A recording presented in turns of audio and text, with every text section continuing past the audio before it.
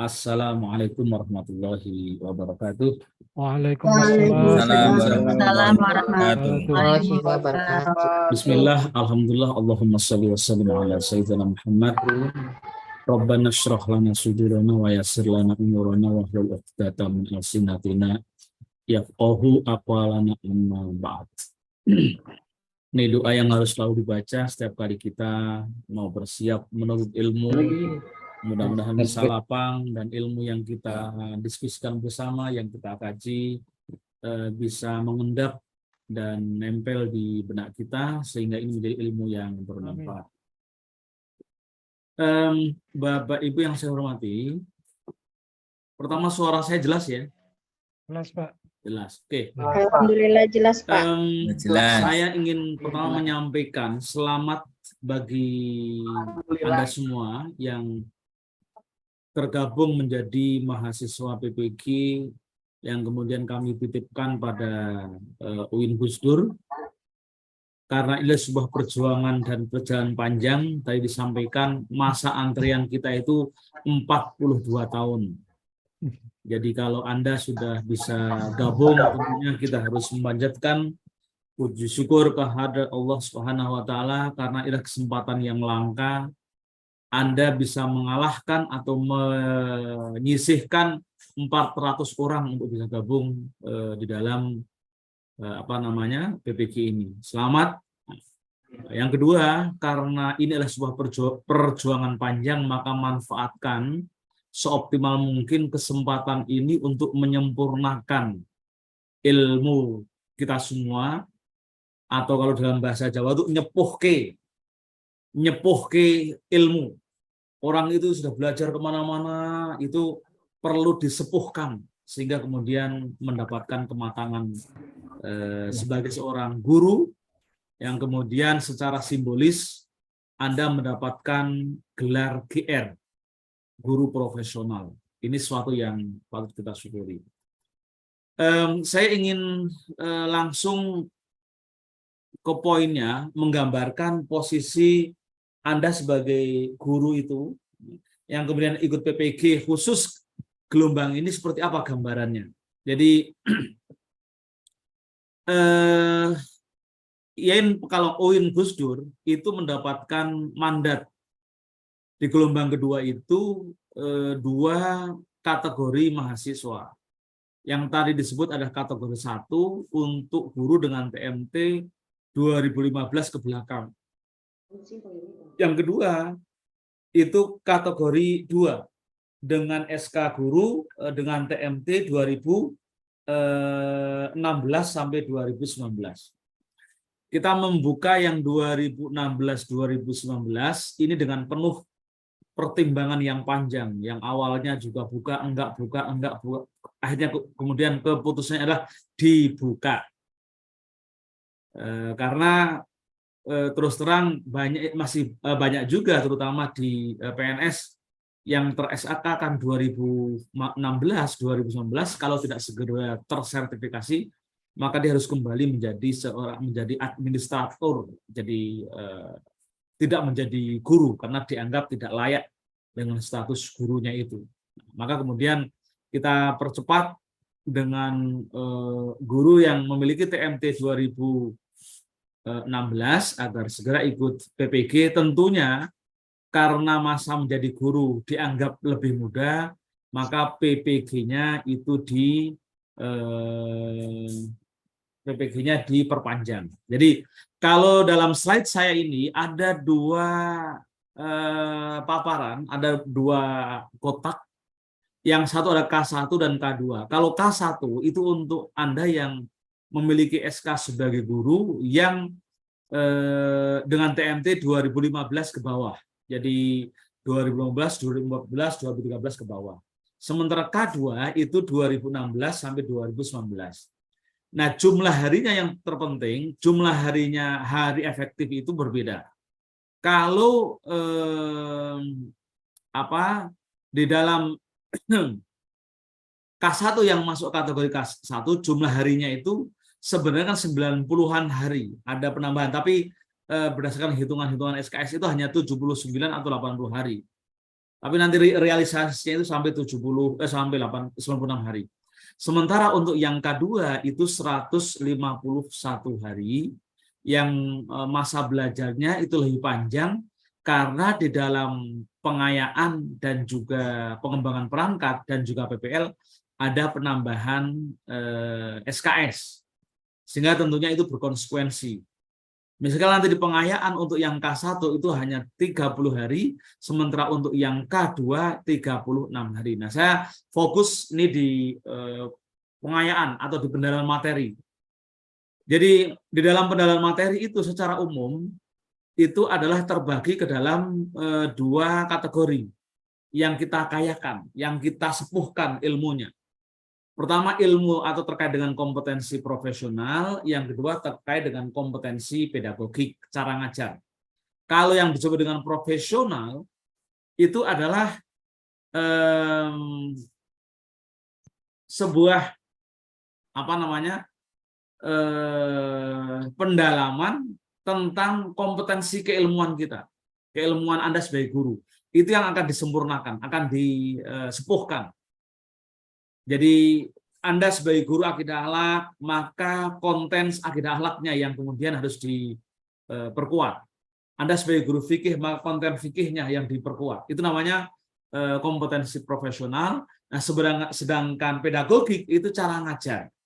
Ilmu-ilmu tentang cara mengajar, ilmu-ilmu tentang memahami bagaimana proses pembelajaran itu harus dilakukan. Nah, di setiap fase itu ada tugas yang anggap kita namai saja dengan model PBL, problem based learning, dan PJBL, project based learning.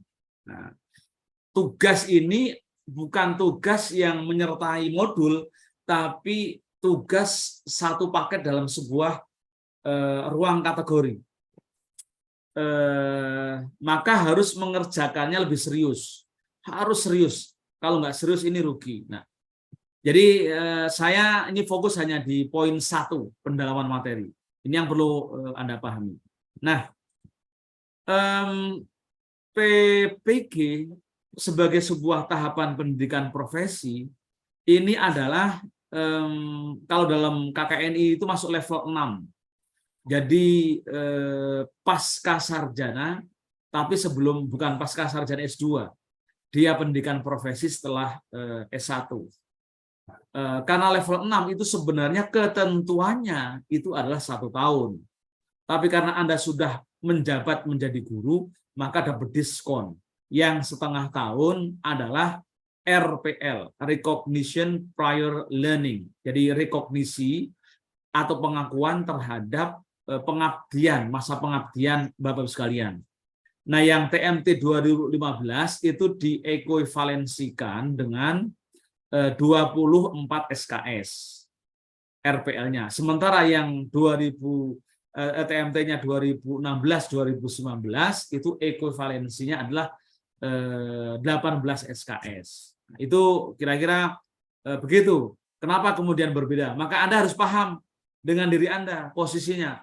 Meskipun di beberapa hal ada yang masih gabung, tapi saya kira Pekalongan sudah dipisahkan tersendiri antara K2 dengan K1, sudah kelas tersendiri. Karena polanya agak berbeda dari sisi waktu, tapi cara mengajarnya itu tidak jauh, cara belajarnya tidak jauh berbeda. Nah, yang hari ini yang perlu kita pahami mengenai cara belajar dalam PPG Darajat ini yang perlu kita pahami bersama, karena memiliki tingkat kerumitan yang lumayan perlu kejelian kita, sehingga kita kalau serius kita akan mendapatkan pengalaman yang luar biasa keren di dalam selama PPG ini. Jadi satu hal, sebelum Anda ikut PPG, hasil pemetaan, hasil penelitian terhadap keberadaan guru baik di madrasah maupun sekolah itu terinformasikan ada kekurangan-kekurangan yang harus dibenahi oleh oleh diri kita semua. LPTK mendapatkan tugas untuk menyelenggarakan PPG. dan menyempurnakan proses pembelajaran regulernya, Anda sebagai guru diminta untuk meningkatkan kompetensinya sehingga hal-hal yang terkait dengan kekurangan-kekurangan yang ditemukan di lapangan itu bisa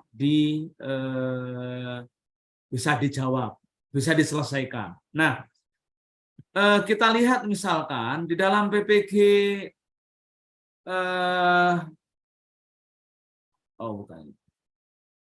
di dalam hal kekurangan itu apa? Sebenarnya ada 8 data yang kami temukan. Tapi yang kami tampilkan di dalam slide ini ada 4. Ada 4, tapi yang pada hakikatnya itu ada 8. Nah, saya ingin menjelaskan apa yang menjadi kekurangan yang kami temukan di level di lapangan. Yang pertama, harus kita sadari dan kita akui bahwasanya kita itu tidak memiliki kompetensi yang memadai bagaimana cara mengakses peserta didik. Asesmen peserta didik, kita harus kita akui. Kami melihat di LPTK juga problem karena tidak optimal dalam atau kurang optimal di dalam memberikan pembekalan terkait dengan asesmen kepada guru atau calon guru. Lalu kemudian dalam implementasinya guru juga dianggap kurang serius dalam mengimplementasikan asesmen itu. Nah, dulu di dalam kurikulum 2013 dikenal dengan asesmen authentic scientific. Nah, lalu kemudian ketika masuk ke dalam kurikulum Merdeka, asesmen itu diperluas lagi, dibuat lebih serius lagi. Tidak hanya asesmen otentik atau saintifik, tapi ada asesmen yang itu harus dijadikan dasar dalam pelaksanaan proses pembelajaran. Jadi guru ketika mengajar atau ketika kita mau ngajar harus basisnya asesmen. Maka di situ nanti ada materi nanti di dalam PPG itu namanya asesmen dan pembelajaran. Ada asesmen dan pembelajaran. Nah, dalam asesmen dan pembelajaran itu guru dibekali tentang pengetahuan bagaimana melakukan asesmen awal atau nanti ada diagnostic assessment yang itu bisa mengambil dari data awalnya dari PISA, dari AN, dari AKMI misalkan. Kalau guru madrasah biasanya dari hasil AKMI. Itu nanti dari situ. Atau Anda melakukan asesmen, harus melakukan asesmen yang berbasis pada gaya belajar atau kecerdasan peserta didik. Setelah Anda melakukan asesmen mandiri, terpetakan sedemikian rupa potret kecerdasan dan gaya belajar peserta didik, lalu Anda ngajar. Anda ngajar itu nanti mengimplementasikan, mempraktekannya, pijakannya adalah berdasarkan asesmen mandiri tersebut. Jadi sumber asesmen itu banyak. Ada apa tadi? PISA untuk mengetahui level kadar literasi numerasi, AKMI kan itu, rapot tahunan, dan yang ketiga asesmen mandiri. Ini biasanya kan hasil kesimpulannya itu selalu dirumuskan dalam sebuah nomenklatur, misalkan kurang berkembang, berkembang dengan baik, berkembang cukup baik, berkembang sangat baik, berkembang sesuai harapan, misalkan begitu. Itu yang nanti kemudian disesuaikan. Di asesmen terhadap proses pembelajaran sebelumnya. Nah, asesmen yang lain adalah asesmen berdasarkan kita misalkan punya data tentang latar belakang kondisi peserta didik. Apakah mereka dari masyarakat petani, masyarakat pedagang, atau masyarakat nelayan, itu asesmen dalam bentuk yang lain. Nah, ini kita tuntaskan di dalam PPG ini. Jadi selama ini guru ketika mengajar, basisnya adalah yang penting ngajar, yang penting masuk, itu yang akan kita perbaiki. Yang kedua, keterampilan mengakses itu rupanya berkaitan erat dengan keterampilan memahami proses pembelajaran yang mampu memperkuat nalar berpikir atau kemudian kemampuan berpikir tingkat tinggi yang dalam bahasa umumnya diistilahkan dengan HOTS. HOTS itu singkatannya Higher Order Thinking Skill, keterampilan berpikir tingkat tinggi. Nah, apa itu keterampilan berpikir tingkat tinggi? Itu adalah salah satunya. Nah, cirinya, ya ini terkait nanti dengan model pembelajaran.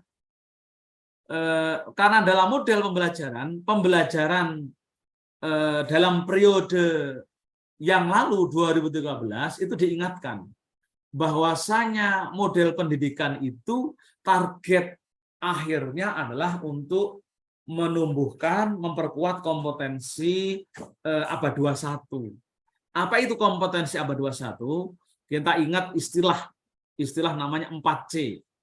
4C itu satu, critical thinking, creative thinking, kolaboratif, dan komunikasi.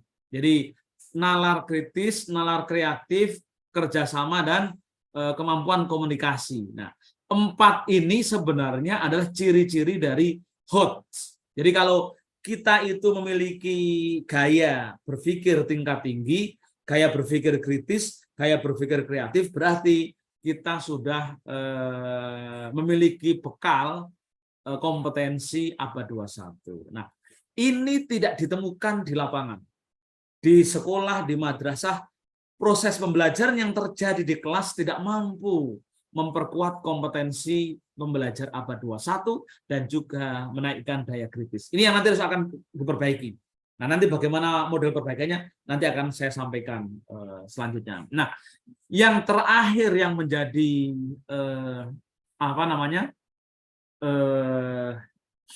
titik tekan di dalam PPG ini adalah pengembangan TPAJK. TPAJK itu kepanjangannya adalah Technological, Pedagogical, and Content Knowledge. Jadi sebuah proses pembelajaran yang harus memperhatikan selain konten, penguasaan konten, selain penguasaan pedagogik cara ngajarnya, harus mampu memanfaatkan teknologi informasi. Untuk itulah dalam PPG ini, Bapak Ibu sekalian, para mahasiswa PPG, Anda akan dipaksa untuk mampu membuat misalkan atau memanfaatkan fitur-fitur teknologi di dalam gadget kita. Karena kita yakin semua guru, semua dosen punya HP. Ini yang punya HP nih, mesti semua punya HP. Mesti semua punya HP.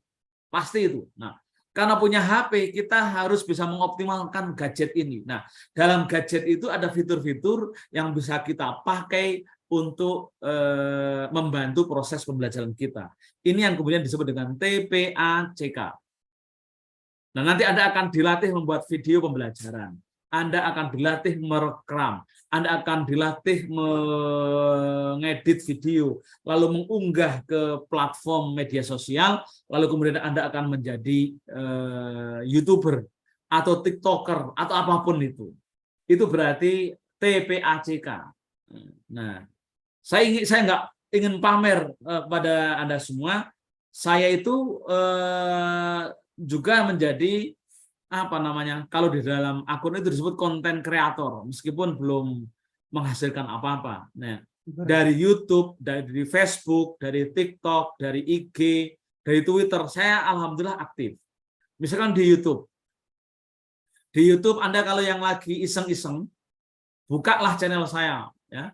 Channel saya itu Kang Anis Channel. Misal Kang Anis Channel. Ingat wajah saya, lalu di situ sudah saya tampilkan wajah saya. Nah, di Kang Anis Channel itu umumnya sebenarnya berisi tentang pengajian, tapi beberapa hal saya menyampaikan tentang pendidikan. Nah, silahkan dengar betul. Bahkan ini nanti akan saya naikkan dalam YouTube itu. Jadi perhatikan dan beberapa hal yang terkait dengan pendidikan. Anda dengar, simak, terutama yang terakhir tentang pendidikan itu saya mengunggah tentang Project P5 PPRA dan bagaimana cara membuatnya. Nah, ini sekali lagi penting bagi Anda semua untuk mencontoh lah, minimal mencontoh saya sampai 10 akun medsos itu aktif semua. Anda tentunya nggak boleh kalah dengan saya. Saya memiliki kesibukan, Anda juga sibuk, tapi saya yakin saya lebih sibuk daripada Anda semua, maka jangan kalah dengan saya. Kira-kira gitu. Jadi silahkan lihat channel YouTube saya, salah satunya Kang Anis channel, saksikan. Nah, jangan lupa kalau sudah melihat itu subscribe-nya jangan lupa, sama like. Nah, kan lumayan saya jadi bisa nambah subscriber dan likers. Nah, ini menjadi isu-isu yang pokok yang harus diselesaikan di dalam pelaksanaan PPG. Nah, yang kemudian yang perlu kita perhatikan semuanya terkait dengan kurikulum merdeka yang sudah diimplementasikan di sebagian sekolah di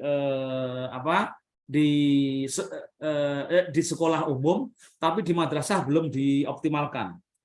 Karena di madrasah belum dioptimalkan, kita harus bergerak bersama untuk memperkuat, mempraktekkan kurikulum merdeka. Nah, hal-hal yang substansial di kurikulum merdeka itu sebenarnya kita perkenalkan dikit sekali, kita singgung dikit-dikit, tapi di tahun ini untuk yang K2 akan lebih maksimal, lebih banyak daripada yang K1. Karena di K2 itu ada penambahan modul spesifik tentang kurikulum merdeka. Ya, sementara di yang K1 diselip-selipkan. Nah, tapi dosen, kami sudah nitip kepada dosen agar dalam beberapa penugasan itu sudah menggunakan beberapa pendekatan pembelajaran yang mendekatkan diri kepada kurikulum merdeka. Jadi misalkan di dalam ini ada beberapa catatan ya, di dalam kurikulum merdeka itu ada hal-hal yang melekat yang ketika Anda menjadi seorang guru jangan sampai melepaskan itu. Dan ini pernah dipraktekkan di kurikulum sebelumnya. Misalkan ada istilah namanya pembelajaran yang berorientasi pada peserta didik, pembelajaran yang mengakomodir keanekaragaman kecerdasan atau differential learning, pembelajaran berdiferensiasi, pembelajaran yang memperhatikan konteks di mana madrasah itu berada, atau pembelajaran kontekstual. Ada pembelajaran yang menekankan, memperkuat HOTS dengan kompetensi abad 21. Ini ciri-ciri umum, ciri-ciri yang pernah kita pelajari, yang dulu hanya menjadi salah satu pendekatan cara mengajar. Kalau dalam kurikulum merdeka, 4 hal itu menjadi sesuatu yang wajib diterapkan, diimplementasikan dalam kurikulum merdeka. Nah, ini berpengaruh dalam proses pembelajaran. Ya, pembelajaran yang kita dorong, kita tekankan kepada Anda semua sebagai seorang mahasiswa, teguhkan ketika mengajar, ketika masuk ke madrasah, ketika sudah menjadi guru, orientasi pembelajarannya itu berpusat pada peserta didik.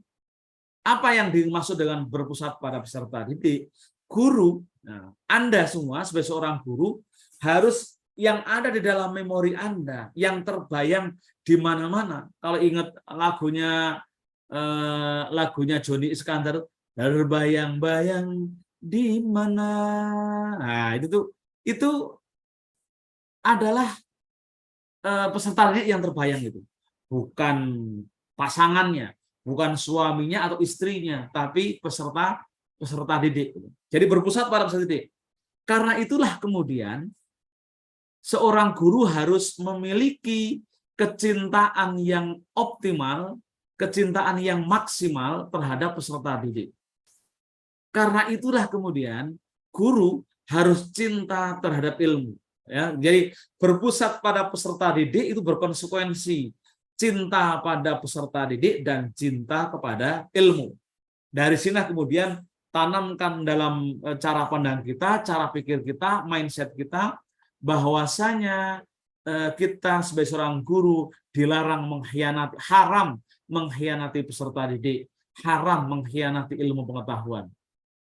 Nah, ciri-ciri orang yang mengkhianati peserta didik atau mengkhianati ilmu pengetahuan adalah ketika dia mengajar itu tidak dengan cinta, tapi mengajar cinta pada gaji. Ketika mengajar niatnya itu adalah mencari tunjangan profesi. Ketika Anda ikut PPG, tujuan akhirnya adalah TPG misalkan. Nah, itu tuh pengkhianatan terhadap ilmu pengetahuan. Nah, ini harus kita jauhkan. Jauhkan, sekali lagi, Anda ikut PPG niatnya adalah demi cinta kita kepada peserta didik atau cinta kita kepada ilmu. Sehingga kita ketika belajar itu niatnya betul-betul untuk menyempurnakan ilmu kita. Jangan sekali-kali ada bayang-bayang karena ingin mencari gaji, ingin mencari tunjangan profesi, dan seterusnya. Fokuskan, pusatkan pada cinta pada ilmu. Nah, setelah tumbuh mental cara pikir yang seperti itu, maka dia akan menjadi mental yang memiliki mental yang baik dalam proses karir panjangnya menjadi seorang guru. Dia akan memahami bahwasanya proses pembelajaran sebuah proses yang selalu dinamis. Karena dinamis, maka perlu inovasi yang tiada henti. Ibarat Innova ya, Toyota, inovasi tiada henti. Harus begitu, berinovasi. Karena dituntut berinovasi, maka guru harus banyak baca dan seterusnya. Nah, lalu kemudian di dalam kurikulum Merdeka itu, yang aspek administratif itu tidak menjadi tujuan utama dalam proses pembelajaran, tidak menjadi target. Jadi kalau misalkan Anda belajar tentang kurikulum Merdeka, kok ngejarnya TP, ATP, modul ajar, itu salah. Dalam kurikulum Merdeka itu bukan target akhir. Nggak pakai TP, ATP juga bisa, karena itu kurikulum Merdeka. Yang terpenting, kita cinta pada profesi, cinta pada ilmu pengetahuan, lalu kemudian ketika mengajar, itu bisa mengajar secara optimal. Nah ini yang perlu diperhatikan. Ada dua model pembelajaran yang kita terapkan, jadi dua model pembelajaran yang kita terapkan selama proses pengayaan. Yang pertama disebut dengan PBL, yang kedua disebut PJBL, Project Based Learning atau pembelajaran berbasis masalah. Sebenarnya PBL maupun PJBL ini itu siklusnya panjang, ada 10 langkah. Tapi kita coba sederhanakan, selain yang kita tulis di dalam PPT slide ini, kalau Anda mau menghafalkannya, mudahnya itu I care. Anda ingat saja kata-kata I care. I-care. I-C-A-R-E. Jadi satunya identifikasi, C-nya itu kontekstualisasi, lalu R-nya, A-nya itu aksi, R-nya reflection, E-nya evaluasi. Ya. Jadi I care. Apa yang dimaksud dengan identifikasi? Yang dimaksud dengan identifikasi adalah ketika kita mau memahami sebuah permasalahan, sebuah isu di dalam topik-topik bahasan di dalam PPG itu, yang diajarkan dalam PPG untuk penguatan kompetensi, misalkan ketika yang dibahas itu adalah tentang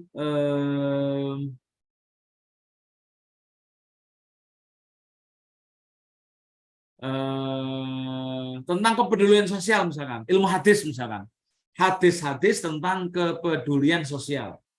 Biasanya hadisnya itu hadis tentang pentingnya kita menghormati anak yatim, wala yahuddu ala ta'amil miskin, atau wa ammasa ila fala tanhar, wa ammal yatima fala takhar, misalkan. Itu ayat-ayat tentang kepedulian sosial dan kepedulian anak yatim. Wala ara'aita alladzi yukadzibu biddin fadzalika yad'ul apa? Fadzalika alladzi yad'ul Yatim, yatim. kan gitu ya. Fadzalika alladzi yad'ul yatim wala yahuddu 'ala ta'amil miskin. Itu kan ayat tentang kepedulian sosial. Misalkan ya. Ini kalau I care, pakai I care atau PBL ataupun PJBL, langkah yang pertama Anda harus mampu melakukan identifikasi. Kira-kira gitu. Ketika ada dorongan untuk peduli dengan sesama, baik anak yatim atau anak miskin, itu apa harus dilakukan? Nah, kita identifikasi dulu. Oh, di sekitar kita ada banyak orang miskin, di sekitar itu banyak anak yatim. Seperti apakah mereka? Oh, mereka itu banyak ditelantarkan. Kita sendiri begitu abai. Tapi orang banyak semangat menjalankan ibadah umroh, kadang per bulan sekali, misalkan. Oh, mereka lebih banyak misalkan ibadah sholat, memperbanyak sholatnya, memperbanyak puasanya, tapi ketika dengan tetangga tidak menyapa dengan alam, misalkan begitu. Itu contoh identifikasi. Ada fakta-fakta orang abai terhadap anak yatim, abai terhadap kemiskinan, abai terhadap dengan orang-orang lemah. Misalkan begitu. Itu namanya identifikasi. Nah, I care. Lalu care yang kedua, C, itu kontekstualisasi. Sekarang dikontekstualisasikan. Ini contoh ya, sekali contoh nih. Ada kontekstualisasi, ada sebuah fakta-fakta yang kita temukan di lapangan. Orang banyak mencari sumbangan dengan menjual kemiskinan, menjual rumah anak yatim. Nah, kira gitu ya. Rumah yatim untuk miskin, nyari ngemis karena menjual kemiskinan. Katanya untuk memberikan santunan kepada orang miskin, tapi uangnya kemana kan nggak jelas. Misalnya ini kan kontekstualisasi. Kita temukan fakta-fakta orang menjual ayat untuk menjual kemiskinan dan menjual status anak yatim. Misalkan begitu ya. Orang mendirikan pesantren katanya untuk anak yatim dan seterusnya kan gitu. Padahal intinya minta. Itu kontekstualisasi. Ini contohnya. Lalu yang setelah melihat kondisi kayak ini ada action, ada aksi. Anda sebagai seorang pendidik, apa yang Anda perlakukan? Apakah kemudian dalam aksi itu, apakah akan kita biarkan ayat-ayat itu seperti itu? Ketika misalkan kita memahami tentang anak yatim, anna wa kafil yatim hakadha. Kata Rasul kan begini, apakah seperti ini? Apakah cukup orang hanya kemudian memberikan uang beberapa puluh atau beberapa ratus ribu dalam kotak amal anak yatim, lalu kemudian dianggap sebagai kafil yatim? Nah, ini aksi, kontekstualisasi. Nah, setelah itu ada R, refleksi, melakukan refleksi. Seperti apa antara doktrin kitab suci, lalu kemudian kenyataan, itu direfleksikan. Kok nggak nyambung ya antara perintah kitab suci dengan kenyataan di lapangan? Itu refleksi. Jadi ini contoh mengintegrasikan proses pembelajaran yang Anda akan dapati di lapangan, cara mengerjakannya itu seperti itu. Nah, di dalam proses pembelajaran di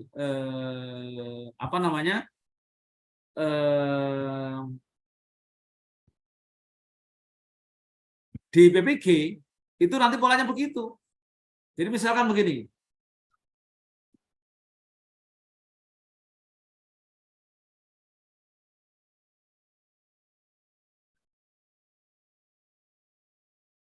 Jadi ada tiga model. Ada tiga model yang Anda kerjakan nanti dalam PPG itu, dalam tugas sebagai mahasiswa. Ketika ada pengayaan, misalkan ketika hadis ada tema kepedulian KB2 itu hadis kepedulian sosial, atau di PAI itu KB1 tentang zakat misalkan. Anda akan diminta mengerjakan tugas, melakukan langkah pertama identifikasi. Ya. Lalu setelah kemudian tadi yang kayak tadi ya kasusnya itu, ini ketika kasus tentang kepedulian sosial, Anda akan mengidentifikasi masalah-masalah apa yang muncul di tengah masyarakat atau di sekitar kita terkait dengan persoalan kepedulian sosial. Apakah terkait dengan anak yatim, pengemis, orang miskin, dan seterusnya. Lalu Anda melakukan kontekstualisasi. Kontekstualisasi seperti apa doktrin kitab suci yang ada, lalu ada kejadian kasus orang itu sering menjual ayat-ayat untuk mengumpulkan keuntungan dan seterusnya. Lalu kemudian direncana aksi. Seperti apa aksinya ketika Anda melihat ada kenyataan seperti ini, doktrinnya seperti ini, Anda sebagai guru seperti apa? Ketika mau mengajarkan seperti apa? Kalau Anda sebagai anggota masyarakat mau seperti apa? Lalu seperti apa kemudian level aksinya? Ini cara mengerjakan di setiap KB di modul.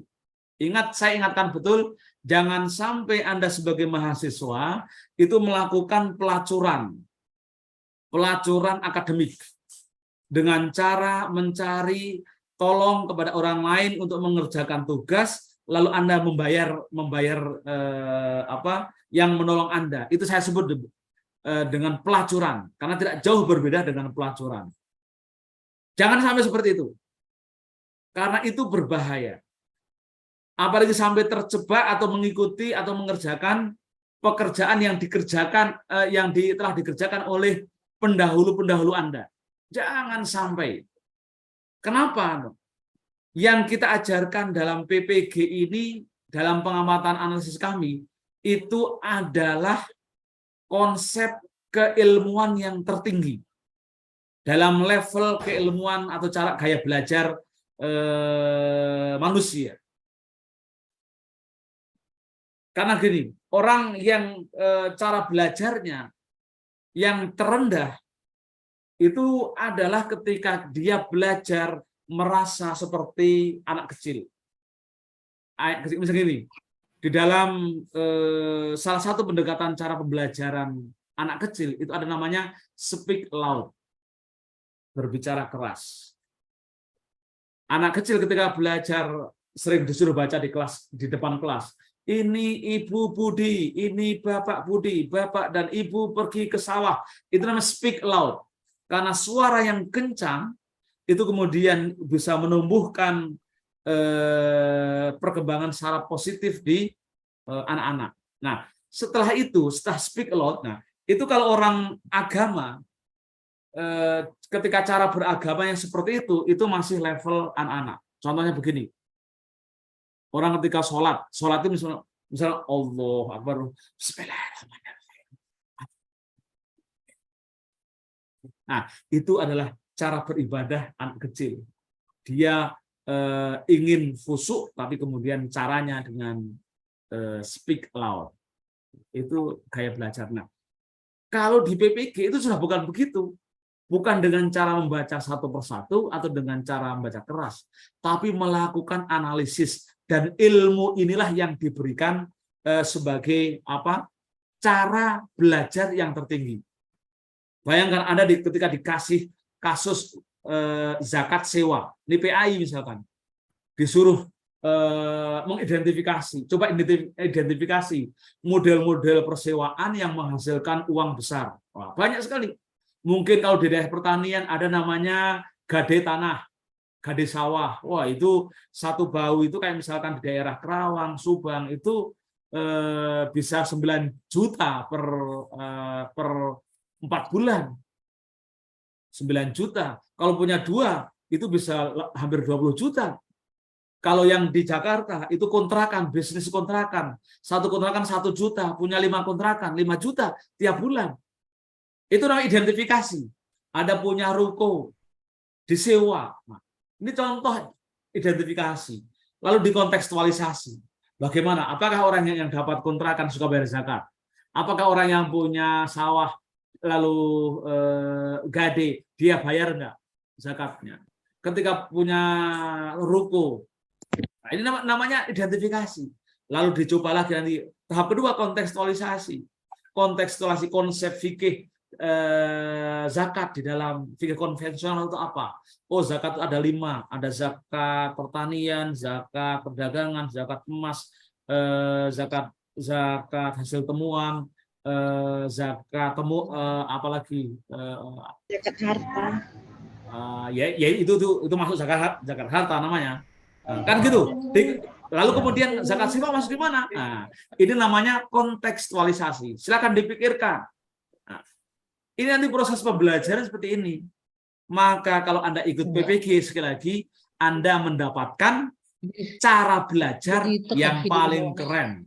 Maka perlu keikhlasan. Karena bagi orang awam, belajar seperti ini berat. Maka banyak dari sebagian kecil pendahulu-pendahulu Anda yang stres. Baru 1 minggu, Pak, kami mundur, nggak kuat. Itu namanya nggak siap jadi guru, yang kayak gitu. Mending mundur sekalian jadi guru. Kalau Anda mundur setelah ikut PPG, baru 3 hari mundur, maka Anda sebaiknya juga mundur jadi guru. Karena Anda tidak siap menjadi guru yang baik. Anda tidak siap menjadi guru yang pintar. Karena model-model yang kita perkenalkan dalam PPG ini adalah model pembelajaran yang levelnya level tinggi. levelnya level yang high order thinking skill, yang bisa memperkuat cara berpikir tingkat tinggi. Analisis terus. Jadi per tema seperti ini. Nah, ini baru per KB. Nah, lalu di level yang kedua, Anda itu akan mendapatkan tugas. Level selanjutnya itu adalah basisnya adalah per kategori. Kan begini. Di dalam PPG ini, Anda model belajarnya begini. Ya. Jadi kalau lihat matrik yang saya sampaikan di KB1 misalkan. KB1 itu secara umum ketika berbicara tentang apa misalkan nanti biasanya kalau untuk madrasah itu KB1 itu bisa fikih, KB2 akidah, KB3 sejarah, KB4 Quran, KB5 hadis, KB6 itu moderasi beragama, KB7 tentang apa pedagogi. Misalkan begitu ya. Lalu KB8 tentang pedagogik yang lainnya. Misalkan begitu. Nah, setiap KB1 itu nanti cara analisisnya kayak tadi. Setiap KB cara analisisnya seperti yang saya sampaikan tadi. Ketika temanya tentang zakat, sewa, ketika fikih, maka kayak tadi model I-Care, identifikasi lalu kontekstualisasi. Setelah kontekstualisasi lalu kemudian analisis. Kan begitu ya? Paham habisnya? Nah, itulah yang kemudian dituangkan di dalam setiap KB itu ada lembar kerja. Lembar kerja itu yang nanti diunggah melalui platform. Ingat sekali lagi, di dalam mengisi LK, saya haramkan Anda mengunggah pekerjaan teman lain atau teman sebelumnya. Haram. Kami sudah perintahkan kepada dosen, ya, pokoknya kalau menemukan pekerjaan mahasiswa yang sama dengan sebelumnya atau sama pekerjaannya dengan teman yang lainnya, dicoret saja. Syukur-syukur dikeluarkan dari mahasiswa PPG karena dia tidak siap menjadi guru yang baik, guru yang komitmen, guru yang memiliki kekuatan moral yang tinggi. Kira-kira begitu. Maka mulailah belajar mandiri. Kan gitu ya? Iya. Jadi ini menjadi catatan betul. Anda lolos di tahap ini, maka Anda sudah 50% itu adalah menjiwai profil Anda sebagai guru yang profesional. Nah, jadi selalu begini nanti. Di hari ke-1 misalkan, ini contoh gaya pembelajarannya nanti Anda ya. Hari ke-1 ada KB1. Kalau PAI KB1 itu basisnya biasanya berkenaan dengan tema fikih dan seterusnya. Kalau guru madrasah itu permapel. Di KB1, 2, 3, 4 dan bukan permapel. Kalau PAI KB1-nya itu permapel, per bidang ilmu. Fikih, KB2 akidah. Tapi kalau madrasah, misalkan fikih, itu temanya ada KB1 mungkin fikih jinayat, KB2 tentang fikih siasah, KB3 tentang fikih munakah dan seterusnya. Kalau akidah, KB1 mungkin tentang ilmu kalam, KB2 tentang nama-nama Allah, KB3 tentang aliran kalam dalam Islam dan seterusnya. Nah, nanti itu harus dibaca. Nah, LK-nya itu adalah tugasnya selalu diperintahkan untuk membaca modul, lalu setelah membaca modul itu mengerjakan tugas. Mengerjakan tugas atau ini bisa dibalik juga, atau berdiskusi dulu dengan teman-teman atau dengan dosen. Seperti apa pola tugas yang akan diberikan. Boleh berdiskusi, boleh bekerja sama dalam mengerjakan tugas, tapi tugasnya tidak boleh sama. Nah, KB1. Kayak begitu. Nah, setiap KB itu nanti Anda akan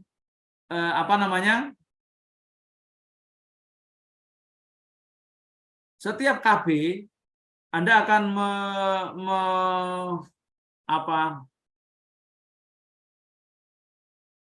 didampingi oleh dosen, jangan malu untuk bertanya kepada para dosen terkait dengan tugas yang Anda lakukan. Nah, tapi ini yang saya tampilkan ini rupanya ini rincian dari perangkat ya. Tapi kira-kira begitu. Jadi setiap hari Anda akan bertemu dengan ruang-ruang belajar yang kemudian saya carikan yang pas di sini. Apa ini? Oh, ini di sini. Jadi Anda akan begini kelihatannya. Ini dia.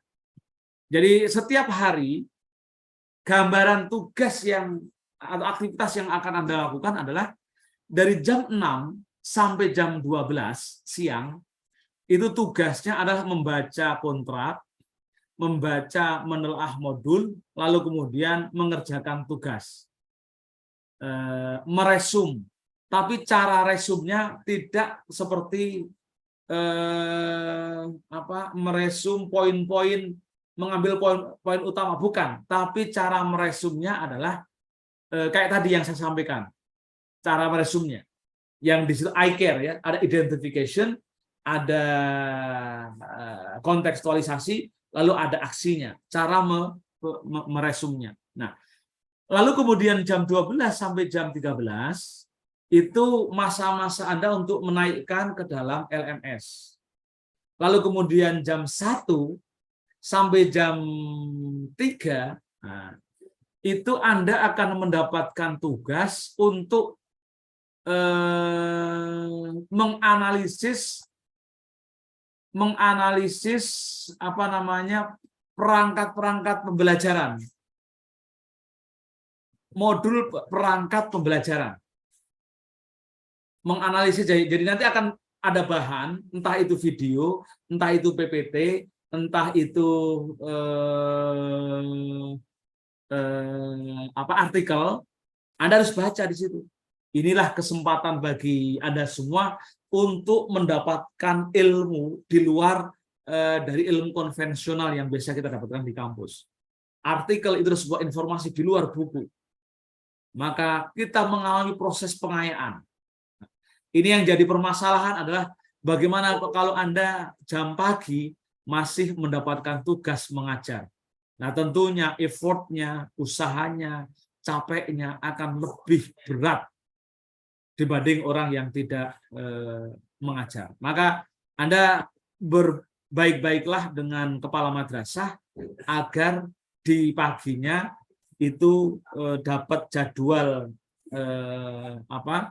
jam yang tidak banyak, karena setengahnya adalah masih setengah tugas belajar, yaitu ikut PPG. Jangan banyak-banyak.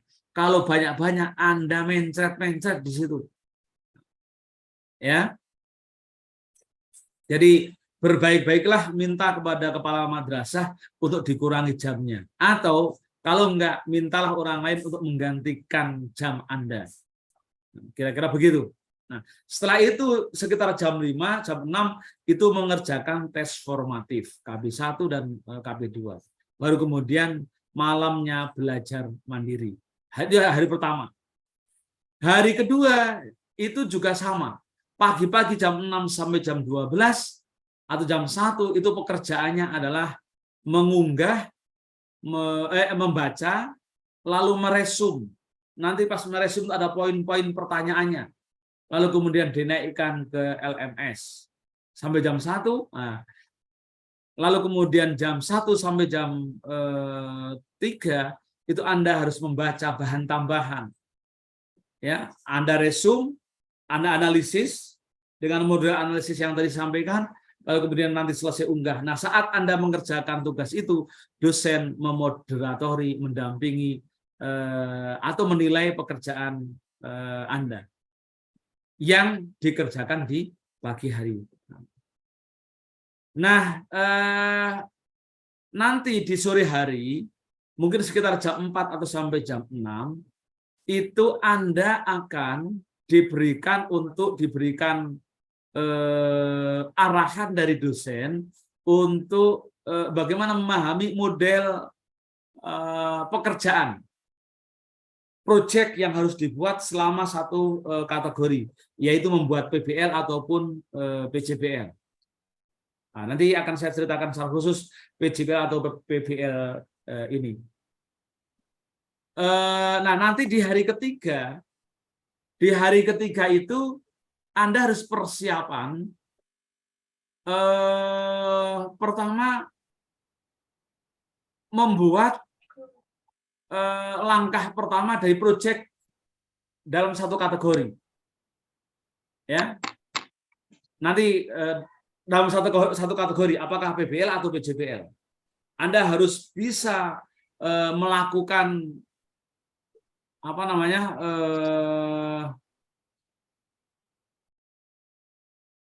melakukan analisis dari sebuah kasus, lalu kemudian dibuat proyek tersendiri. Ini nanti akan menjadi embrio P5 dan PPRA sampai jam 12 itu. Baru kemudian mulai jam 2 itu ada tes akhir kompetensi capaian pemahaman terhadap modul yang dipelajari selama 2 hari. Nanti setelah itu Anda akan mendapatkan nilai akhir, apakah nilai akhir dari modul atau nilai akhir dari hasil post test. Nanti akan ada temuan. Misalkan hasilnya itu di bawah passing grade, maka Anda harus melakukan tugas-tugas baru. Dan sekali lagi, tugas baru, tugas tambahan ini adalah tugas syafaat bagi orang yang sudah melakukan langkah-langkah atau mengikuti langkah-langkah proses pembelajaran selama 2 hari sebelumnya. Tanpa itu, sekali lagi, orang atau Anda tidak bisa mendapatkan syafaat. Tanpa itu tidak akan bisa mendapatkan syafaat nilai. Di syafaat baru diberikan kepada orang yang telah melakukan mengikuti proses, tapi passing grade-nya di bawah passing grade. Nah, itu hari pertama sampai hari ketiga, begitu. Hari ke-4 sampai hari ke-6 begitu juga nanti. Terus gitu. Ya. Jadi hari ketiga, hari ke-6, hari ke-9 paginya itu melakukan satu langkah-langkah analisis yang itu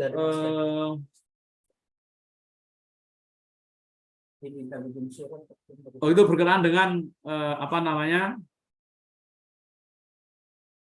memenuhi atau membuat proyek itu. Nah, kira-kira ini gambaran tugas Anda yang berkenaan dengan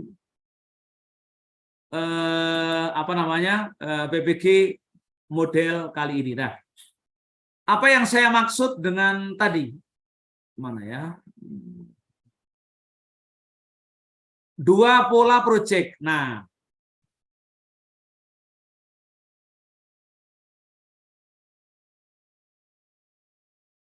dua pola proyek. Saya gambarkan dulu. Di model proyek yang Anda kerjakan nanti begini.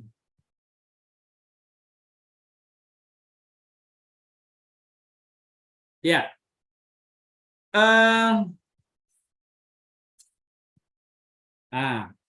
Di dalam proyek, misalkan ini di pertemuan hari nanti mulai tanggal 24 sampai 18 hari ke depan, Anda tiap 3 hari itu akan mendapatkan tugas yang disebut dengan project problem based learning atau project based learning. Nah, di hari pertama itu Anda akan melakukan tugas mengidentifikasi masalah. Maka pikirkanlah sejak saat ini Anda kira-kira mau bikin analisis proyek apa. Ya. Jadi bisa masalah keagamaan yang sifatnya kontekstual.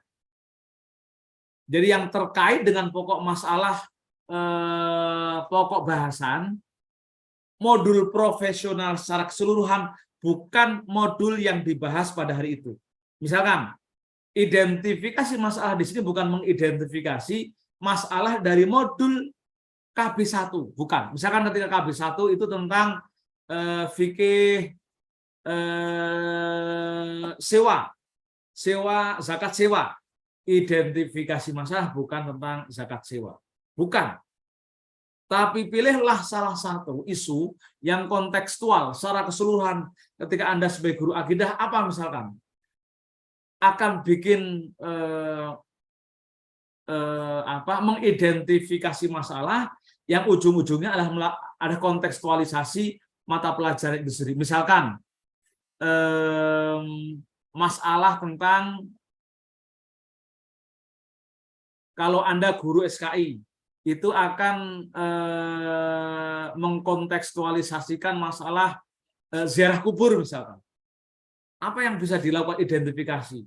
Bagi seorang sejarah ataupun akidah, guru akidah, ziarah kubur itu mengandung banyak misi. Bagi guru sejarah, ziarah kubur adalah tracking sejarah. Bisa melihat jenis kuburannya, bisa melihat jenis batu nisannya, bisa melihat jenis batu kijingnya. Anda kalau lihat misalkan di pekuburan tanah Jawa misalkan, antara daerah satu dengan daerah yang lain itu kadang batu nisannya beda. Itu ketika batu nisan bagi seorang ahli sejarah itu akan merefer pada dari mana agama itu berasal. Kan begitu. Jadi identifikasi masalah. Itu contoh ya, contoh. Ziarah kubur atau kajian sejarah melalui ziarah kubur atau melalui batu nisan atau melalui kuburan-kuburan tua misalkan begitu. Bisa. Atau kalau Anda fikih misalkan akan melakukan kajian tentang darah menstruasi misalkan. Nah, nanti selama 3 hari, selama di hari ketiga itu dosen pendamping modul 1 itu akan mendampingi teknik identifikasi masalahnya. Seperti apa mengidentifikasi masalah? Maka Anda persiapkan. Sekali lagi di dalam item tema ini, di dalam tahapan tema mulai identifikasi masalah, eksplorasi penyebab masalah 1, eksplorasi penyebab masalah 2, sampai ke rencana aksi itu Anda harus sudah mulai memikirkan ini boleh dikerjakan secara berkelompok, gagasannya, tapi produknya tidak boleh berkelompok.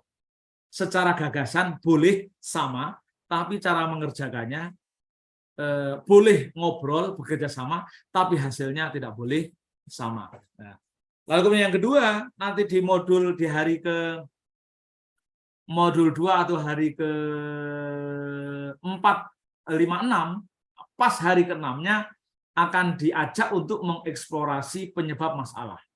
Misalkan ketika diidentifikasi masalah, kenapa orang ketika ziarah kubur cenderung meminta pada kuburan, misalkan ya, itu namanya eksplorasi. Kenapa orang ketika ziarah kubur ada orang yang kadang ngambil tanah? Ketika ziarah kubur, kenapa mencium batu nisan? Orang kenapa ziarah kubur rela sampai nangis-nangis, misalnya begitu. Itu dieksplorasi. Carilah kemudian referensi. Carilah bahan-bahan referensi tentang ziarah kubur di masyarakat. Anda bisa cari di artikel, kumpulan artikel misalkan di Garuda Ristek Dikti atau Garuda Kemendikbud atau Nguraref Kemenago ID atau PDF drive.com. Itu bisa cari di sana. Ya.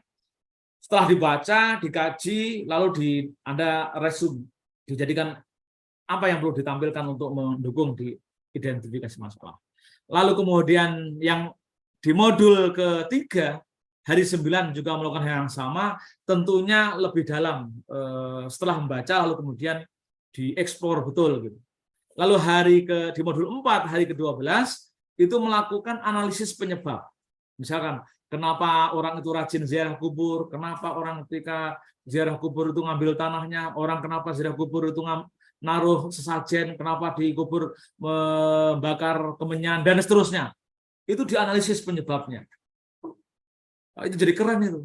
Setelah selesai, baru nanti di modul ke-6, hari ke-18, itu Anda merumuskan gimana rencana aksi ketika Anda menjelaskan ke peserta didik, apa yang akan dijelaskan, lalu ketika Anda di masyarakat, itu Anda akan menjelaskan seperti apa. Nah, itu di tahap pengayaan kategori pertama. Lalu di pengayaan kategori kedua, itu Anda akan membuat hal yang sama, hanya disederhanakan saja. Untuk yang K1 itu 4 fase. Tapi yang nanti yang K2 itu juga 6 fase juga. Langkah-langkahnya sama dengan yang sebelumnya. Ini hanya lebih disederhanakan.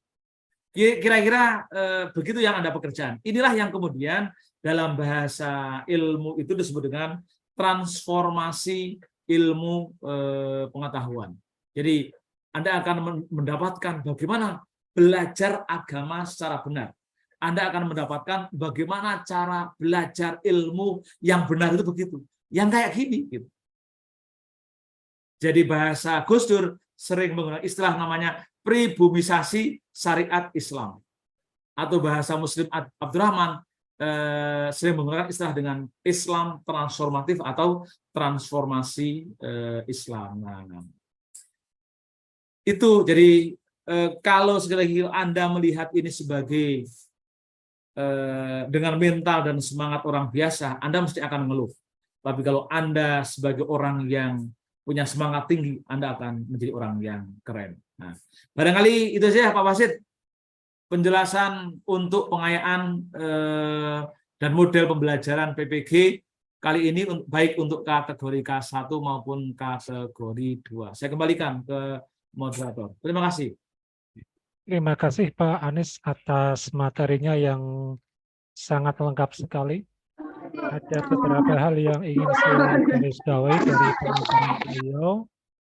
Yang pertama, karena kita masih di awal kali masuk PPG, beliau tadi sampaikan di awal innamal a'malu binniyat. Jadi untuk masuk di PPG ini, niatkanlah Bapak Ibu semua untuk cinta kepada ilmu, cinta kepada siswa, dan untuk meningkatkan profesionalitas Bapak Ibu semuanya. Bukan hanya sekedar untuk mencari tambahan tunjangan dan yang lainnya.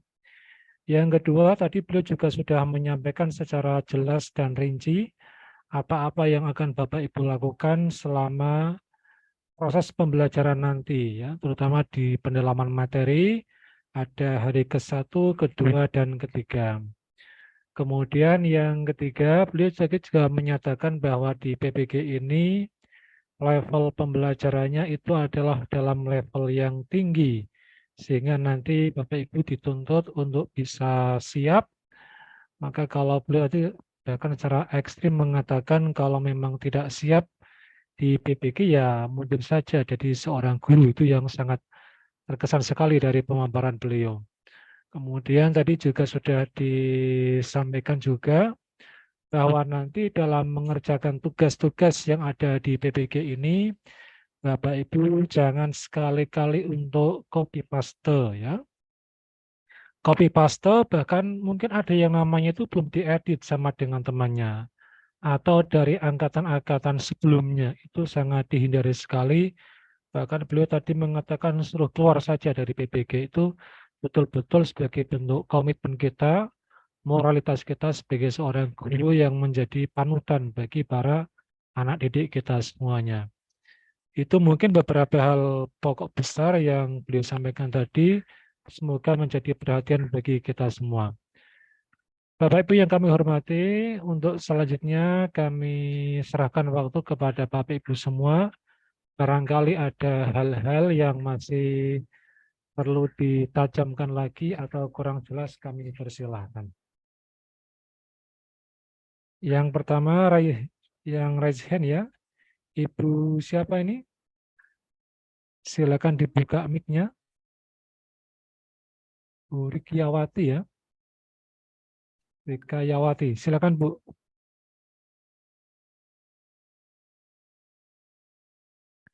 Halo, silakan Bapak Ibu yang mau bertanya. Ini ada satu yang raise hand. Bu Rikayati, silakan. Silakan. Atau yang lain, monggo silakan Bapak Ibu semuanya.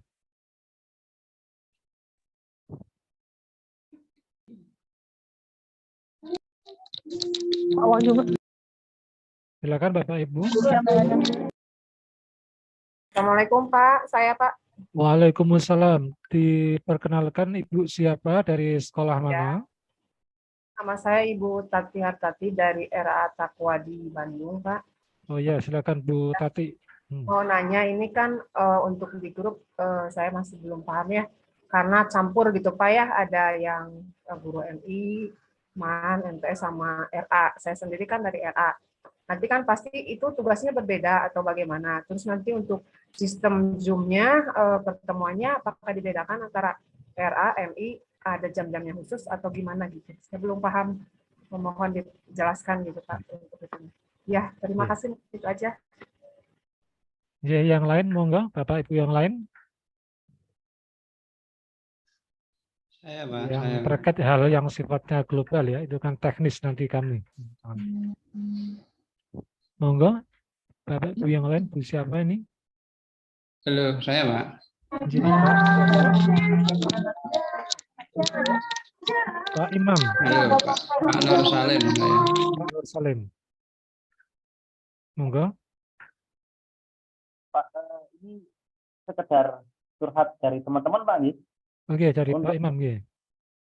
Teman-teman itu ada yang termasuk kategori K1, tapi di upload seadanya itu SK P3K terbaru Pak. Akhirnya beliau SK awal itu 2001 sampai 2000, ada yang 2010, akhirnya ikut kategori K2. Itu untuk beliau-beliau ada solusinya betul Pak nih. J, Ngapunten curhat dari teman-teman. J, Terima J, kasih. J, monggo. Kalau saya takat juga Pak. Ini Oke. teman-teman saya- Ya, yang lain monggo. Yang lain.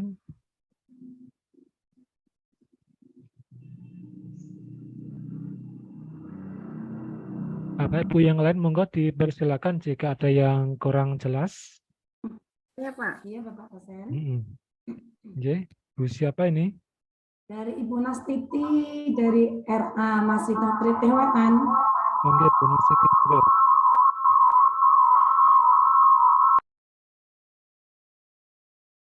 Silakan Bu. Bu Nastiti, silakan. Ya, Yang di HP-nya dimatiin, Bu. Mungkin di HP-nya dimatiin. Anunya, speaker keluarnya dimatiin. Nah, salah satu aja. Nah, pakai laptopnya saja.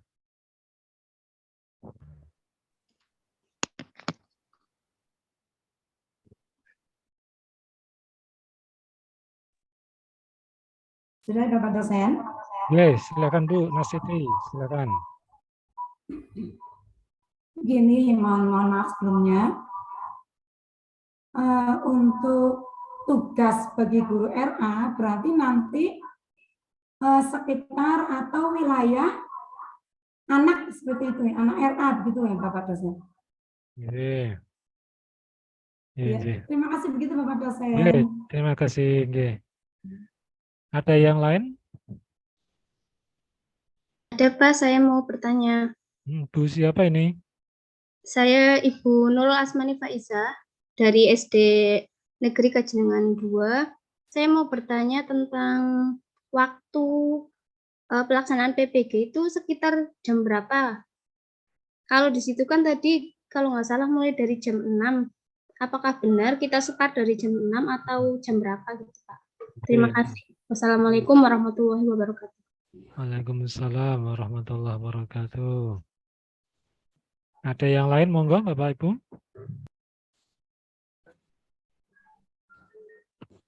Ini Pak, halo, assalamualaikum. Halo, waalaikumsalam. Bu sinten niki? Ini saya Sita Saripsa dari RA Nurul Azizah, Besutan Kabupaten Langkat, Sumatera Utara. Oh, Sumatera Utara. Iya Bu. Ya, ini saya mau bertanya ini tadi Pak, saya melihat jadwal mulai kita start itu jam 6 ya Pak ya. Jadi apakah sama nanti jamnya itu untuk Sumatera Utara dengan di daerah Jawa? Karena saya lihat di sini kan kita kan ini pusatnya Pekalongan. Itu Pak. Ya, secara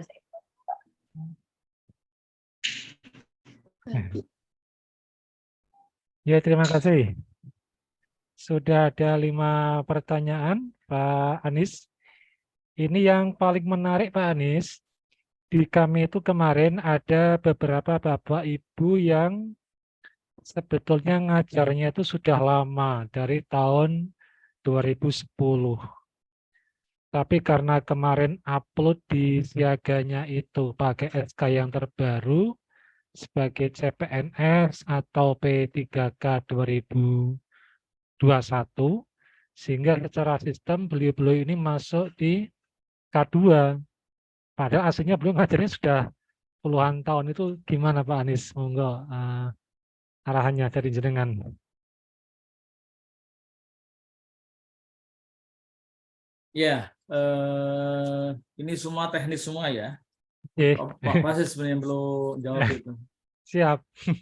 Pertama gini, terkait dengan tadi yang ditanyakan mengenai SK. Pertama, karena ini masih sama jam belajarnya, Anda kalau mau pindah ke kategori 1 silakan aja, koordinasikan ke pusat ya.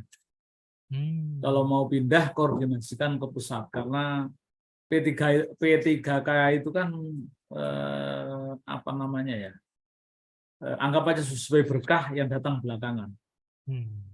Tapi kalau misalkan Anda memakai SK lama, ya nggak masalah, silakan ajukan perubahannya. Tapi kalau mau pakai SK baru ya nggak apa-apa juga, malah lebih bagus, lebih matang ilmunya.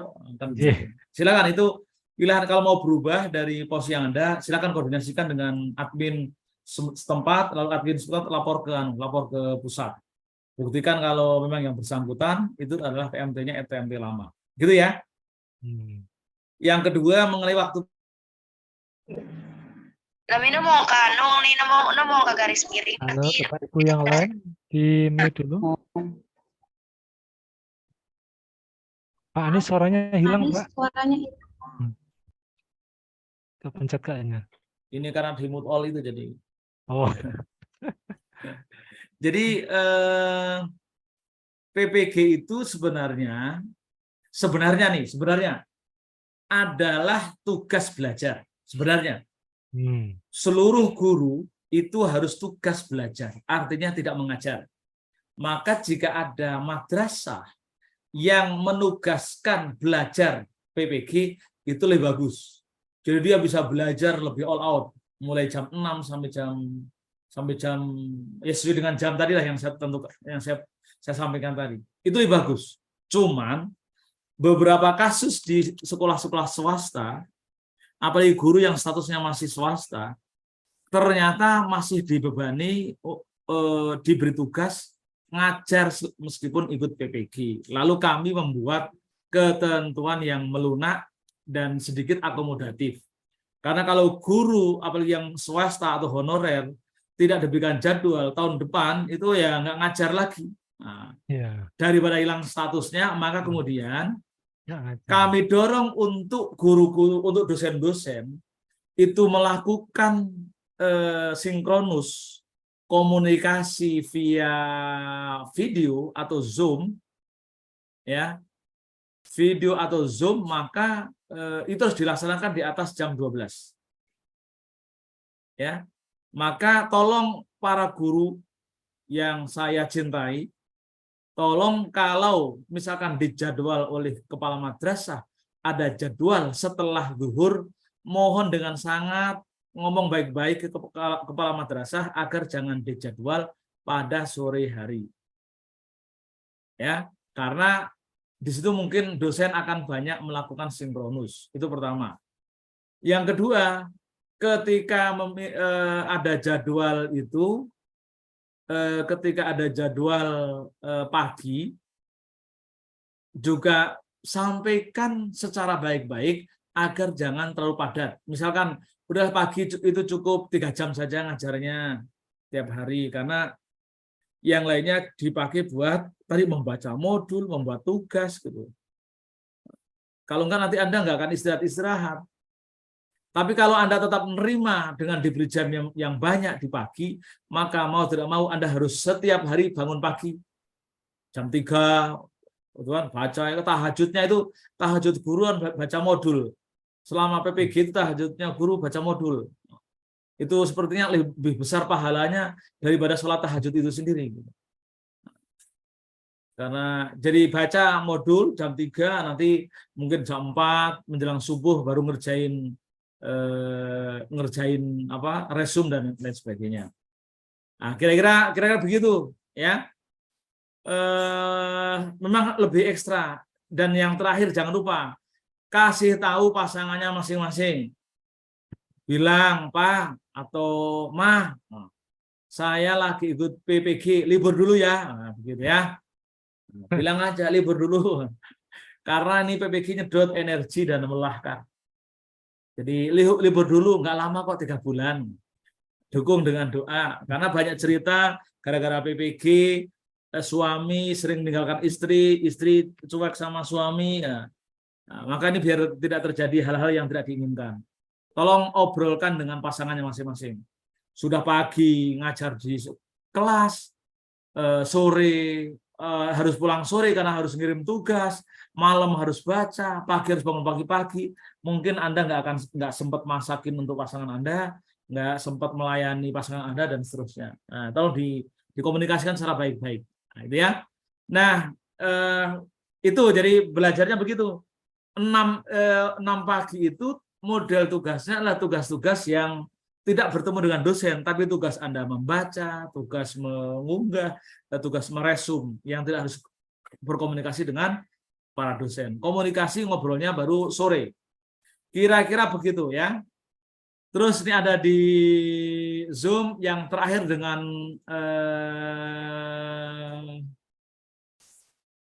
iCare. Nah, ini proyek tahfidz. Saya guru tahfidz, mapel tahfidz. Gini, sekali lagi nanti kalau ceritanya nggak ada mapel tahfidz ya. Mapelnya masuk dalam rumpun Quran hadis. Ya. Nah, bikin proyek itu kan ada pedagogik, ada bikin iCare-nya atau apa itu kan ada pedagogik, ada ini kompetensi profesional. Nah, mungkin bisa digagas bagaimana ketika membuat analisis yang sifatnya PBL, materinya materi yang berkenaan dengan Kequranan. Saya kira banyak hal tema-tema Kequranan. Bisa tafsirnya, tafsirkan masuk hadis. Kayak contoh tadi misalkan, tadi kan saya sampaikan ya. Contoh tadi mengenai kepedulian sosial. Ambil aja tema-tema itu, kepedulian sosial. Dalam Quran al-Hadis atau apalagi misalkan di Quran hadis, lihat aja tema-tema di modul itu bisa diangkat menjadi sebuah proyek. Nah, saya contohkan sekali lagi cara mengajarkan atau cara membuat iCare-nya. Saya contohkan dulu ya, saya carikan model iCare. Kayaknya udah saya sampaikan tadi, mudah-mudahan. Nah, ini contoh iCare yang sederhana. Tapi ini dipakai untuk analisis bahan ajar atau sumber ajar. Ya. Jadi iCare-nya identifikasi, kontekstualisasi, aksi, refleksi, dan evaluasi. Kira-kira begini, Bu. Kira-kira begini. Model tugasnya, model pekerjaannya itu dianalisis. Tapi di proyek ini, di proyek apa namanya? Itu kayak gini. Kalau di proyek yang 2 kategori itu, nah, ini narasinya gini. Ketika tugas pendalaman di pola PBL itu tahapannya kan identifikasi masalah pembelajaran. Lalu kemudian ada eksplorasi, lalu ada analisis, lalu ada penetapan solusi masalah. Apa itu identifikasi masalah?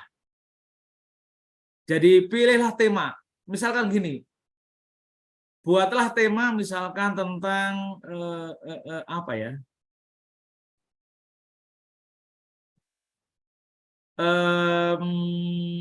Aku jago nangkene berarti wis madhep aku. Tentang misalkan tentang najis misalkan. Najis, fenomena najis atau rawannya masyarakat terhadap ketidakhati-hatian najis. Kita lihat di sekitar kita, identifikasi masalah misalkan. Banyak orang yang kalau pakai sarung, pakai rok itu melengsreh. Nah, misalnya gitu ya. Banyak masjid yang tidak safe, aman terhadap najis. Kalau dulu sering ada masjid yang diberi kubangan. Kita nggak ada suara.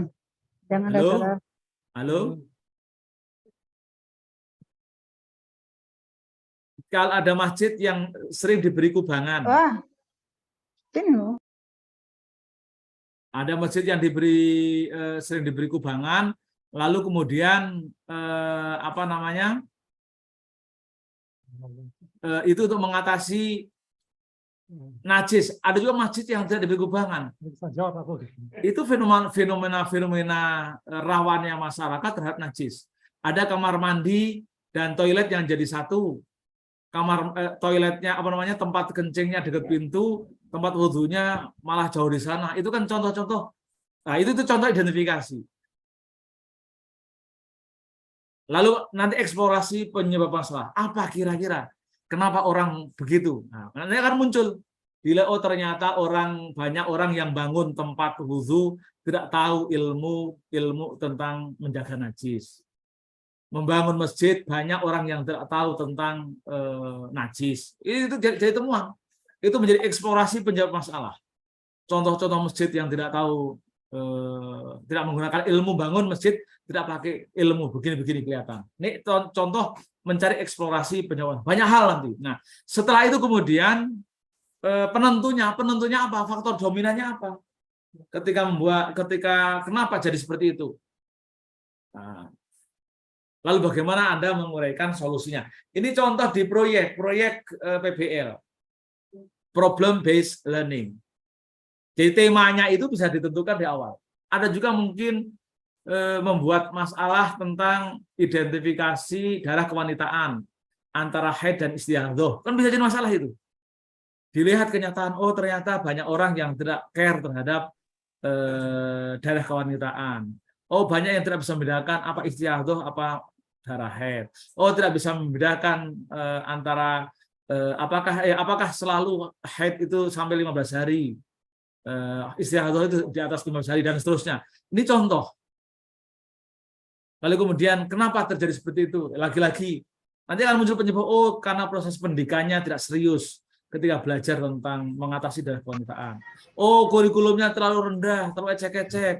Itu eksplorasi penyebab dicari. Nah, penentunya apa? Nanti mungkin akan ketemu bagi seorang guru, akan ketemu, muaranya ini problemnya itu di kurikulum nih. Nah, nanti begitu. Nanti solusi seperti apa? Nanti Anda bikin analisis. Disinilah akan terjadi kekerenan kajian di kalangan guru melalui tugas-tugas yang seperti ini. Kira-kira begitu, Bu Suharini Safutri. Nah, iCare juga bisa dipakai untuk mengidentifikasi problem pembelajaran. Misalkan, untuk jenjang pendidikan untuk guru kelas MI, itu punya masalah. Kenapa ketika ngajar anak pada gojek semua, berisik? Kenapa ketika ngajar anak itu tidak konsen? Tulis saja, problematika konsentrasi siswa pada saat pembelajaran di kelas. Identifikasinya, anak suka bercanda, anak melempar kertas, anak saling memukul, anak ngobrol, itu kan identifikasi contoh. Baru kemudian dieksplorasi, penyebabnya apa? Nah, di sini muncul penyebab. Penyebabnya materi kurang menarik, kedua. Kedua, guru kurang galak, misalnya. Identifikasi, guru kurang galak, atau guru tidak menguasai manajemen kelas. Kan bisa saja, identifikasi itu kan sebanyak-banyaknya. Lalu setelah teridentifikasi, ditemukan apa kira-kira faktor yang paling dominan. Nah, penyebab masalah paling dominan. Maka perlu review perlu cari bahan bacaan.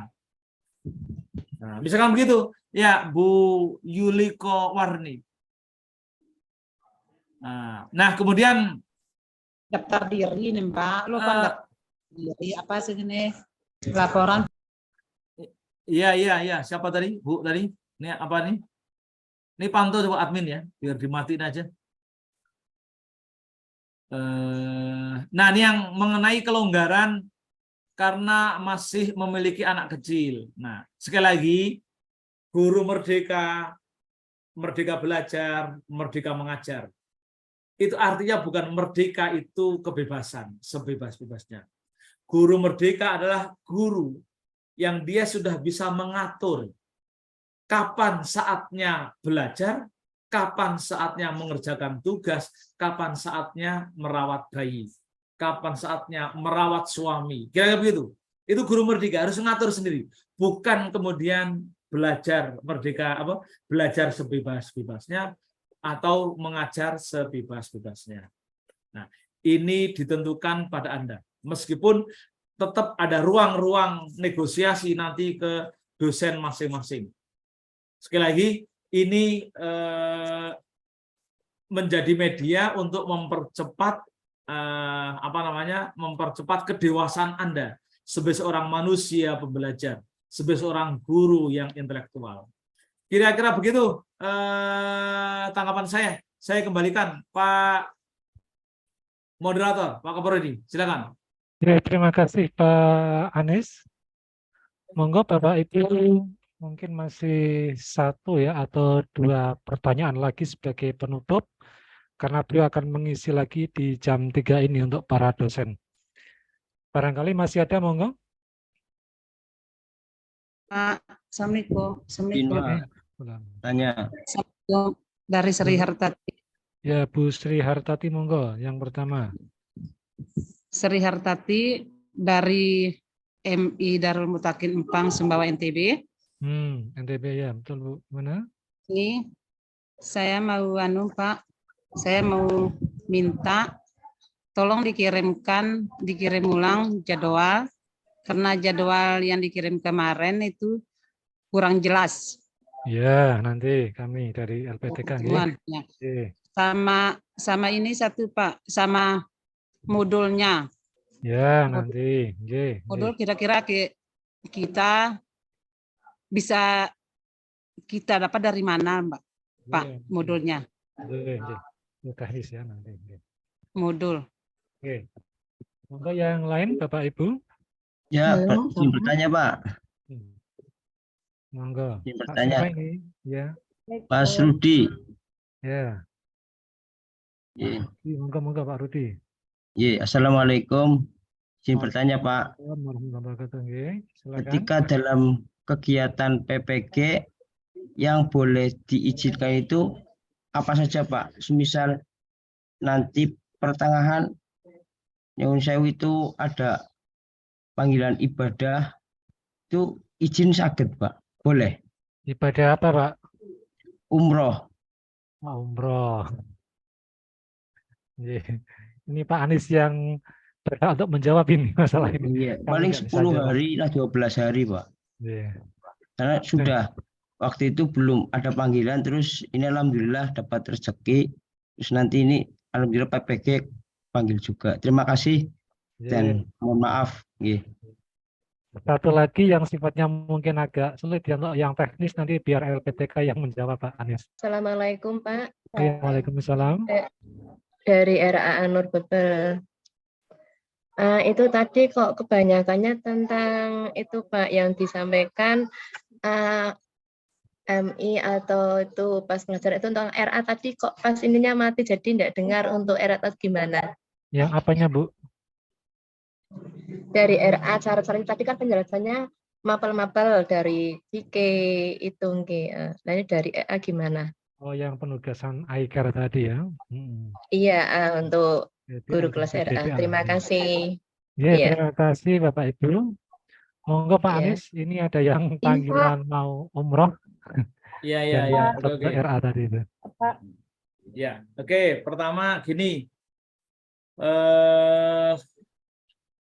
mengenai modul ini saya tarikan.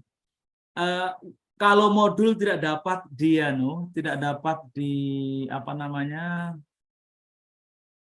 LMS, harusnya kan modul itu kan dibuka setiap kali ada LMS. Modul itu dibuka setiap kali Anda ikut belajar. Tapi kalau misalkan mau mendahului takdir, di sini ya, tulis di sini ya, cendekia Kemenaker ID. Ini kalau mau mendahului takdir. Karena di modul itu, di modul apa namanya, di space itu dia baru bisa dibuka setelah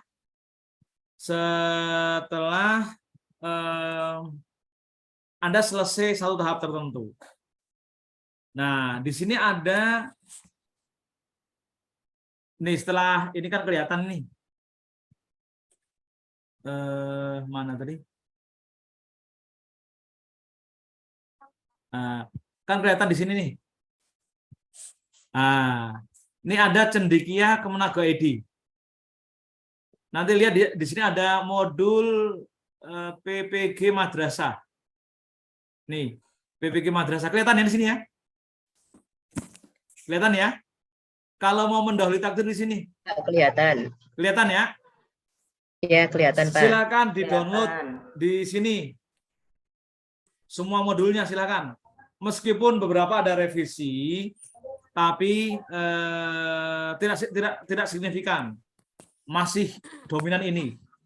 Ini ada PPG Madrasah, silakan dicari di situ. Kalau mau nyari modulnya. Oke. Yang kedua mengenai ibu hamil yang melahirkan. Secara prinsip sebenarnya melahirkan itu tidak mengganggu. Tetap harus belajar, tetap harus ikut belajar. Karena misalkan Anda meninggalkan 10 hari, nggak lulus. 10 hari itu berarti 3 modul. Nggak lulus kalau Anda nggak dapat nilai. Nah, sekarang bagaimana Anda pikirkan biar bisa lulus gitu ya. Biar itu 3 hari tidak kosong. Bisa minta bantuan suami, suami Anda membacakan, lalu kemudian suruh mengerjakan. Pokoknya serahkan kepada Anda caranya. Yang jelas jangan sampai ada aktivitas yang kosong. Nah, yang kedua mengenai umroh. Wong yang hamil aja nggak boleh, apalagi umroh. Kalau hamil melahirkan itu wajib. Umroh itu sunat. Sesuatu yang sunat tidak boleh mengalahkan yang wajib. Ikut PPG itu wajib. Anda kok memenangkan umroh, itu yang saya khawatirkan, umroh Anda bukan ibadah. Namanya ibadah, tapi jangan-jangan dicatat oleh malaikat bukan ibadah.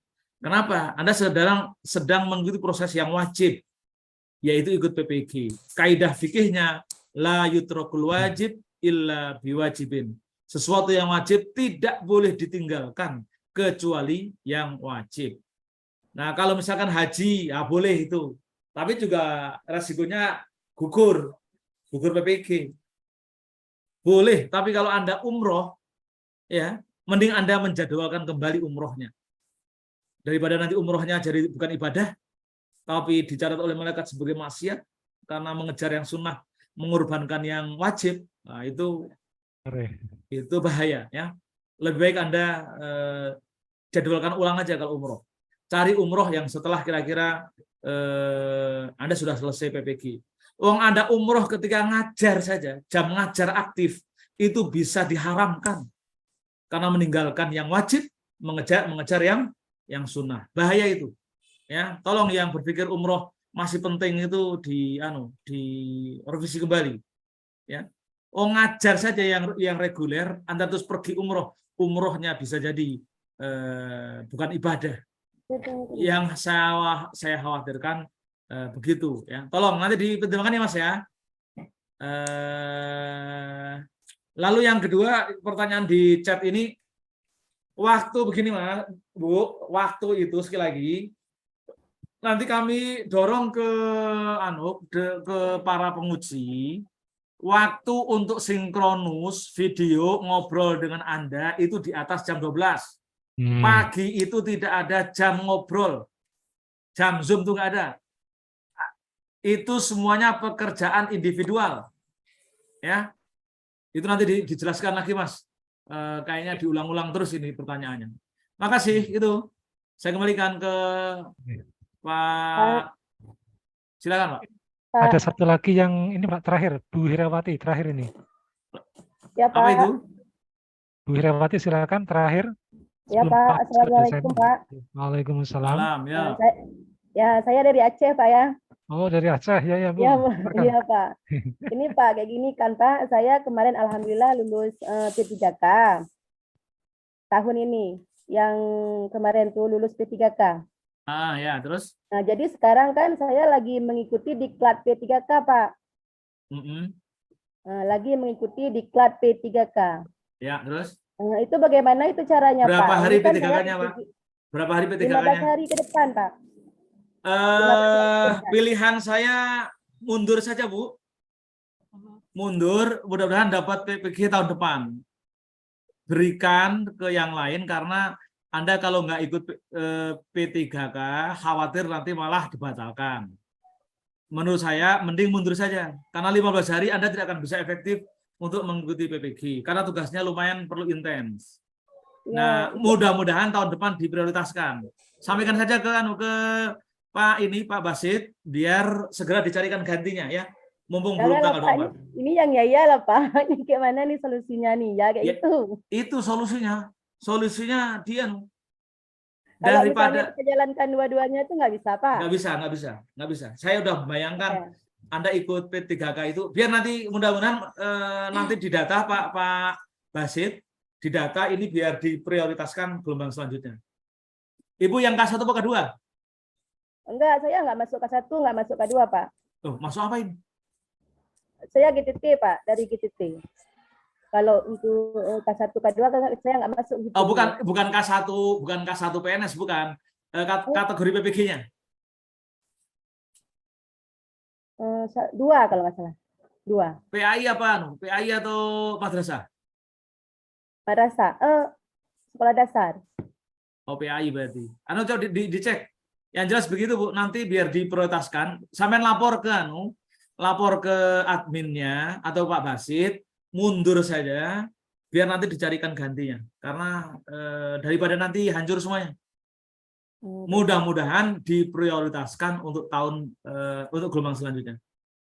Nah, nanti disampaikan ya, jangan sampai nanti mundur di tengah jalan. Gitu aja, biar nanti tetap diprioritaskan untuk tahun depan, bukan di tahun ini. Saya kira nanti untuk treatment yang lainnya begitu Pak Basit ya. Teman-teman yang ini tolong disampaikan. Jadi kalau yang bentrok dengan diklat yang sifatnya wajib, ini boleh. Ingat, la yutrokul wajib illa biwajibin. Karena itu ikut wajib, boleh ditinggalkan. Anda nggak kena dosa. Cuman resikonya itu saja, batal tahun ini, tapi tahun depan tetap minta diprioritaskan. Ya, gitu ya Bu ya. Ya Pak ya. Terima kasih Pak.